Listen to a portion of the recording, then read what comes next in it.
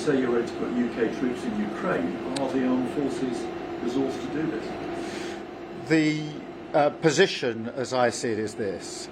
We're facing a generational challenge when it comes to national security.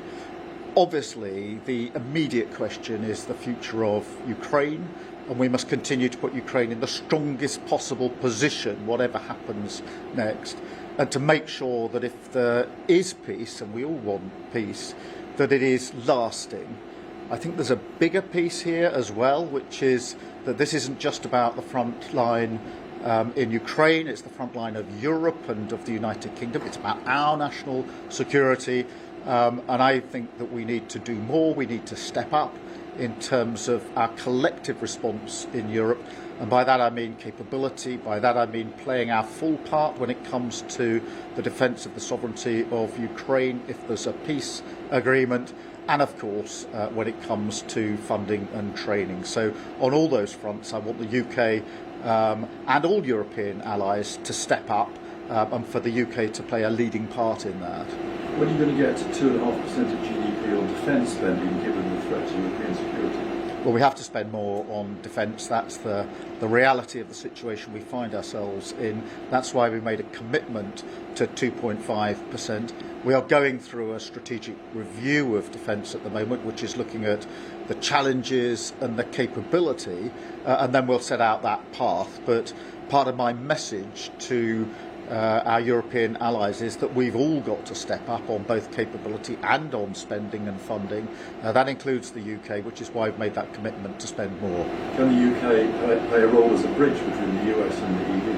I think what the US wants to achieve is lasting peace in Ukraine that aligns precisely with what we want in the United Kingdom, what Ukraine wants and what our European allies want. What we now need to do is to make sure that we work together on a plan that can get us to that point, and that's why it's really important, I think, to focus first on the immediate questions in Ukraine, but also to look at the wider picture, which is now we are in this generational point really where we do need to step up across Europe in terms of our capability, our funding and our commitment to defence, because this isn't just about Ukraine, it is about our own national security, and that's why my message will be that we've all got to step up across Europe. And very briefly, how high are the stakes of this summit? It's very important now, after nearly 3 years now of this dreadful conflict, to try to move forward. Of course,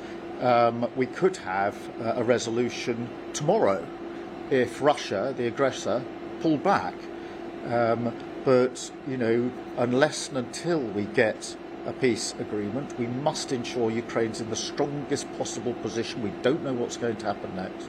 And we need to have realistic and credible answers to how any ceasefire, how any peace agreement will be lasting, just and enduring, because the last thing I want to see is a pause in the fighting that simply gives Putin the chance to come again, which is why it's very important that we have these discussions. And I think it's very important for the UK to be talking, obviously, with our European allies, as we do the whole time, and to the US. We've got a special relationship.